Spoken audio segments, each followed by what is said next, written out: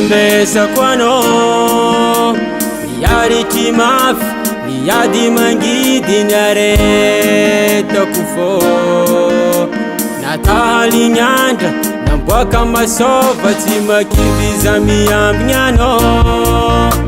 Namaru mangiri Namaru tenzengi kano fanina Natonururati Na ulu mafek Tiambelako Ano fanina ka Tiambelako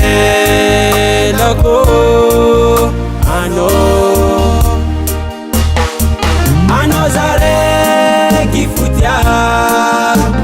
Ano le nirik Ano le safid Tangati ni maru Ano nezaraku Ano zare kifutia Ano le nirik Ano le safid Tangati ni maru Ano nezaraku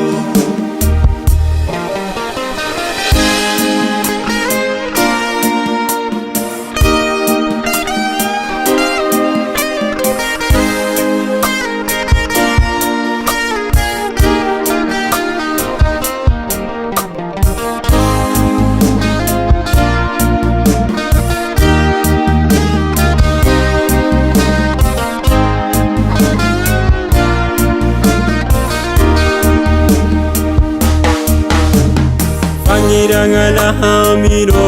umamalizanaku Tivwa sakana izana iza Yaranga tikaru Badanga ulambanako Fatisaranga Na inuki duna Na inuki yata Zati alano Tiambelako Ano fanina ka Tiambelako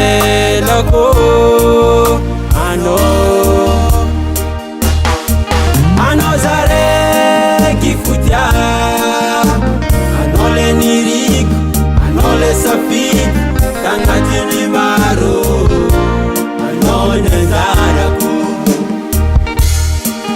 Ano zare kifutia Ano le nirik Ano le safid Tangati ni maru Ano nezaraku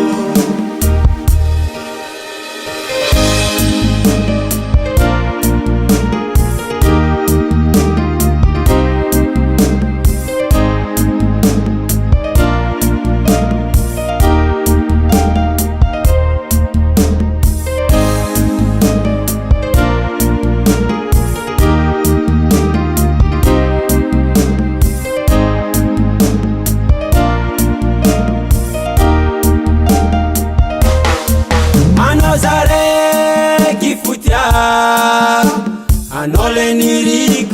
ano le safid, tangati ni maru, ano nezaraku. Ano zare kifutia,